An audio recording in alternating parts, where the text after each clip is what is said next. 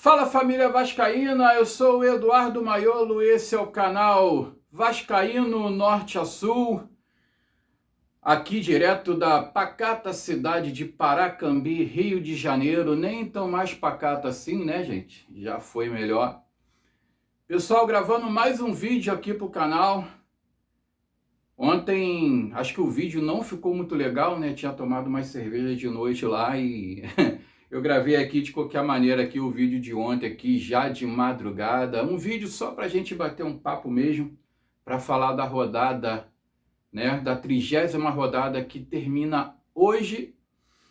E vamos falar de Vasco, vamos falar da continuação da 30ª rodada, vamos falar de outros assuntos também pertinentes ao Clube de Regatas Vasco da Gama. Falar a verdade, eu não posso nem estar bebendo, né? Tô com ácido úrico alto, tô com colesterol alto, tem que fazer essa cirurgia de vesícula aí. Eu nem devia estar consumindo álcool, para falar a verdade para vocês, né? Mas a gente, ninguém é de ferro, né, gente? Então a gente tem que desanuviar um pouco, distrair um pouquinho a cabeça. Bom, vamos falar de Vasco. Hoje tem Red Bull Bragantino e Vasco da Gama, direto do Nabi Abichedi, o Nabizão, né? Pessoal, só uma correção aqui, tá? O estádio que o Vasco vai jogar com o Bragantino hoje é no Cícero de Souza Marques. Eu falei no vídeo de ontem, falei errado, que é no Nabizão, no Nabi Abichedi, tá?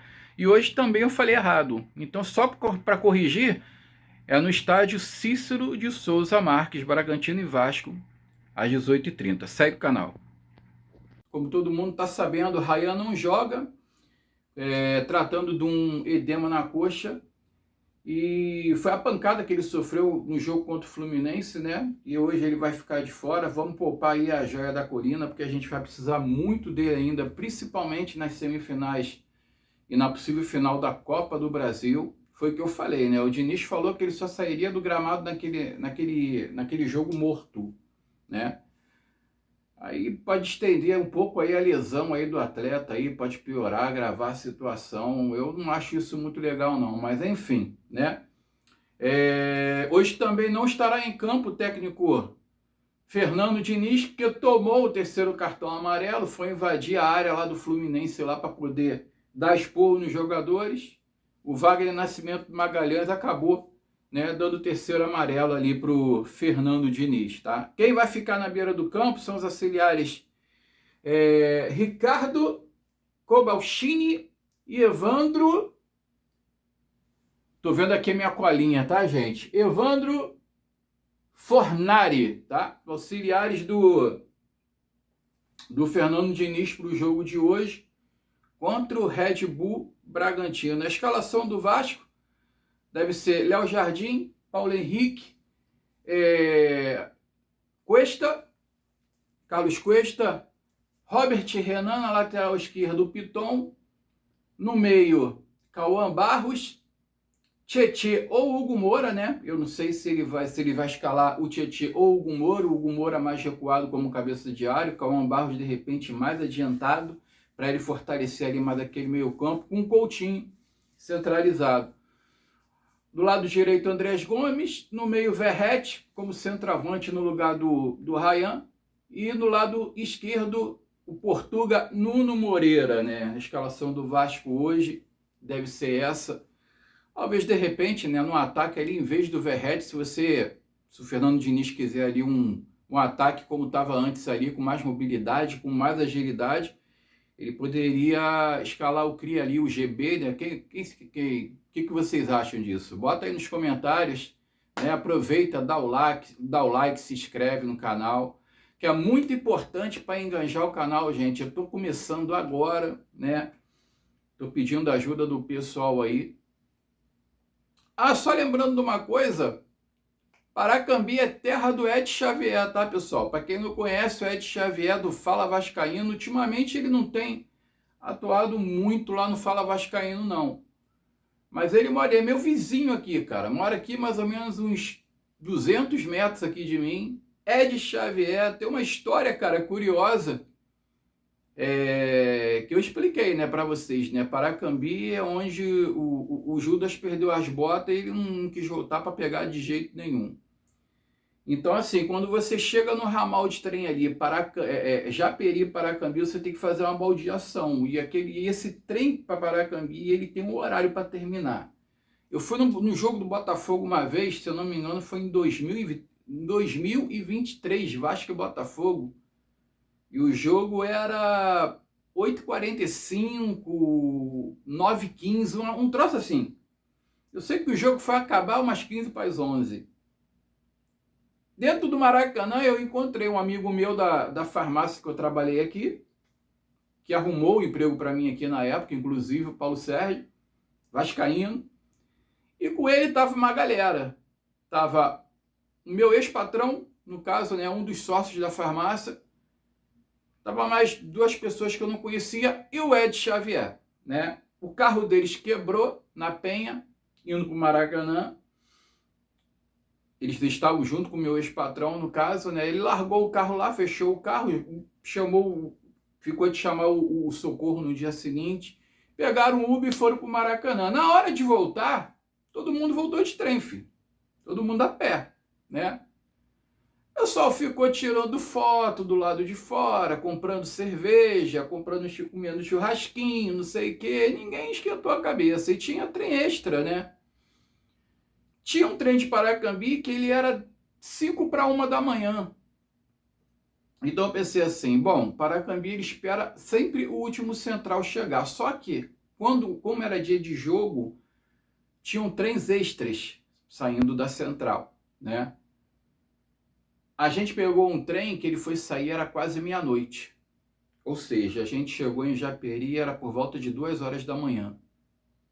Chegou em Japeri, não tinha mais trem para Paracambi.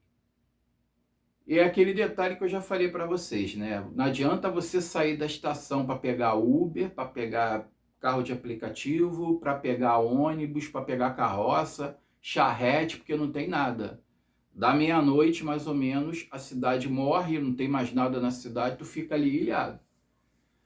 Aí o cara ali da Supervia, o pessoal que estava trabalhando na Supervia ali no horário noturno, falou, pô, cara, o primeiro trem acho que é 3h40, 3h30. Ó, se vocês ficarem aí, mas toma cuidado que vem o pessoal aí, costuma entrar na estação aí para roubar os outros. Ah, pra quê, filho? O amigo que estava junto lá brigou com um cara que mora lá em Japeri e falou, cara, resgata a gente aqui, pelo amor de Deus. Dá uma carona pra gente até... Eu sei que eram umas 7 cabeças, cara. O carro do cara era um Peugeot. Aquele Peugeotzinho pequenininho. O cara já estava em casa vendo televisão, quase dormindo. Eu sei que o cara pegou o carro, saiu, levou a gente até Paracambi. Foram 2 na mala, 4 no banco de trás e 3 na frente. Olha para vocês terem uma ideia, tá? Detalhe, né? O Ed, como ele mora aqui perto, o cara me deixou quase na porta de casa. Mas olha, cheguei em casa, eram as 3 horas da manhã, foi uma aventura, hein? Foi uma aventura aquele dia. A próxima vez que eu assistir algum jogo no Maracanã por esse horário, eu vou ficar por lá mesmo, cara. Ou eu vou para casa da minha tia, que namora lá no Caxambi, ou então eu vou parar num bar qualquer da vida ali, vou ficar até da hora do trem, porque quem não tem carro, né, tem que passar por isso mesmo. Mas então, pessoal, olha só. Continuando aqui, os jogos da rodada de hoje, além do jogo do Vasco, né, teremos Grêmio e Juventude às 16 horas, Botafogo e Santos e Palmeiras e Cruzeiro fechando a rodada às 20h30, né? Lembrando aqui que a classificação do campeonato, Palmeiras lidera com 61, a Mulambada também está com 61, só que perdeu ontem. Se o Palmeiras ganhar hoje, distancia, né? Também temos ali o Cruzeiro com 56, acho que o Cruzeiro acho que não pega mais. O Mirassol, surpreendente Mirassol, com 55 pontos. Aí vem ali. A minha cola aqui está distante. Bahia com 49, Botafogo com 46, Fluminense 44, São Paulo 41 e o Vasco com 39, pessoal. Então, olha só. Dos jogos de hoje, tá? Botafogo e Santos. O Santos ocupa O Santos ocupa a 16ª posição com 31 pontos. Se ganhar, vai a 39. Então é fundamental o Vasco ganhar a partida de hoje. Vai ser difícil, é um jogo complicado. O Red Bull Bragantino lá é sempre complicado, né? Grêmio e Juventude também. O Grêmio, ele tá com 36 pontos também, 14º... Não, desculpa. O Grêmio tá com 36 pontos, né? Pode alcançar o Vasco. O Botafogo, se ganhar, ele distancia, né? Ele pode chegar a 49 pontos. Vai distanciar do Vasco. Vai ser um pouco difícil do Vasco pegar o Botafogo. Acho que não pega. Entendeu? E também, fechando a rodada, e tem um jogo atrasado de Fluminense e Ceará na quarta-feira, dia 28/10, às 19 horas, equivalente à 12ª rodada, um jogo atrasado do Fluminense. O Fluminense tem um jogo a menos no Maracanã com o Ceará, que se ele ganhar, ele pode distanciar também mais um pouco do Vasco. Então é fundamental o Vasco ganhar a partida de hoje, até porque se tiver alguma aspiração para Libertadores, né, o Vasco tem que ganhar a partida de hoje, né? Bom, mudando de assunto, pessoal, o governo, vou falar aqui, na verdade não, eu vou deixar para um outro vídeo essa pauta aqui, senão o vídeo vai ficar muito longe, distante, né? Vai ficar muito comprido, né?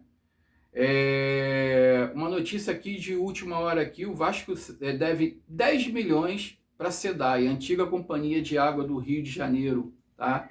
A SEDAI alega que o Vasco deve equivalente a 10 milhões de reais, tá?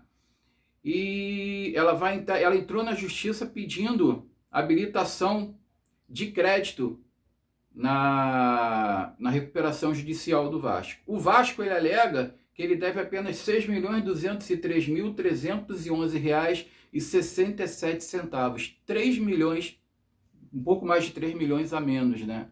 Agora, para você ver que situação que eles deixaram o Vasco da Gama, cara, devendo água. Tem inclusive denúncias ali que o clube operava com gato na água e tudo. É deprimente, cara. Esse pessoal que passou pelo Vasco, as últimas gestões, principalmente a anterior do Jorge Salgado, foi uma coisa de, sabe, uma coisa que eles conseguiram destruir o Vasco da Gama, tá? Eu queria muito falar desse assunto, inclusive, só que eu acho que eu vou deixar para um outro vídeo, porque senão vai ficar muito extenso esse vídeo aqui, vai ficar muito comprido, como eu disse, entendeu? Porque lá atrás, quando teve as eleições, em 2020, que eu discuti com uma porrada de gente, inclusive com amigos meus, tá? Vascaínos, discutir feio, porque, cara, pra mim, cara, não tem político, não tem Levenciano, não tem Salgado, não tem Júlio Brandt, não tem ninguém. Pra mim, o principal é o Vasco. Se o Salgado tivesse entrado da maneira que entrou, sob uma liminar, que ele foi presidente do Vasco, amparado por uma liminar, a gestão inteira, tá? Se ele tivesse feito alguma coisa pelo clube de útil, se ele tivesse pelo menos feito algo pelo Vasco da Gama, eu não estaria falando nada, porque para mim o principal, o primeiro, vem o Vasco, tá? Para mim o importante é o Vasco, tá? Eu tô pouco me lixando para político, eu tô pouco me lixando para grupo político de dentro do Vasco, eu tô pouco me lixando para isso. Na época eu era a favor do Levenciano, porque o Levenciano para mim mostrava o melhor projeto. Se ia dar certo, eu não sei. Se ia dar certo, eu não sei, entendeu? Mas eu acho que ele devia ter um voto de confiança. Só que eles fizeram aquilo tudo, aquela sacanagem toda, judicializaram a eleição, inventaram a eleição online que nunca constou no estatuto do clube, alegando pandemia, sendo que teve eleição municipal para o Rio de Janeiro, e São Januário foi um dos colégios eleitorais das eleições municipais do Rio de Janeiro naquele ano, tá? Ou no ano seguinte, não me lembro. E teve eleição normalmente lá no meio da pandemia, presencial, ninguém fez eleição online para poder eleger o prefeito do Rio de Janeiro, e eles vieram, o senhor Carlos Mussa, né, para quem não lembra, da Sempre Vasco, da chapa, né, que o Pedrinho pertence, inclusive, inventou esse negócio de eleição online, né, anulando a eleição que o Leveciano ganhou. Na verdade, eles entraram com a paralisação na eleição no dia da eleição, no sábado, 8 horas da noite. Eles vieram com uma liminar por e-mail, tá? Expedida por um juiz conhecido do vice-presidente lá do Pedrinho lá, que é advogado, né? O Salomão, Paulo Salomão, né? Amigo de desembargadores, amigo de filhos de desembargadores, né, Paulo Salomão? Né? Veio com uma liminar às 8 horas da noite para paralisar as eleições do Vasco. A eleição não foi paralisada, eles continuaram. O Leveciano, no primeiro momento, ele ganhou o direito de ser presidente, né? Conseguiu derrubar essa liminar, mas depois a justiça deu ganho de causa para eles, para que fosse feita uma eleição online. E aí não teve mais volta, cara. Não teve mais reversão. Teve a eleição online, o Leve saiu, o Sérgio Frias saiu, o Campelo também, que era candidato, também não quis participar do pleito, só participou a Sempre Vasco, que é mais Vasco, que era o Salgado e o Júlio Brandt. O Salgado ganhou. E o resto vocês sabem o que aconteceu. Eles venderam um clube para uma empresa falida, para estelionatários. Inclusive eu quero falar nisso, eu vou falar nisso no próximo vídeo, porque o vídeo já está meio comprido, então eu vou falar isso depois, tá? É uma notícia que já está repercutindo muito aí. Eu quero dar a minha opinião, quero dar o que eu penso sobre esse caso, sobre esse imbróglio do Vasco aí na justiça de 777, de denúncia, de empresa que foi aberta e recebeu mais de 700 milhões e depois fechou, entendeu? Então, mais tarde eu volto aqui com um vídeo de pós-jogo para falar sobre isso. Então amanhã, de repente, não sei. Vamos ver como é que vai ficar aqui. Mas é isso aí, galera. Vou pedir aí para você se inscrever, ativar o sininho de notificações, comenta, compartilha para dar engajamento no vídeo. Estou começando agora, dá essa força para mim, tá? Quebre esse galho para que o canal possa ser alavancado, para que eu possa trazer mais conteúdo de Vasco para vocês, mais notícias de Vasco para vocês. Se vocês estão gostando do canal, né? Dá seu like, compartilha aí o vídeo aí, que é muito importante aí para mim e para o canal, tá, pessoal? Então, até mais tarde, bom jogo para todos nós. Fiquem com Deus. Saudações vascaínas.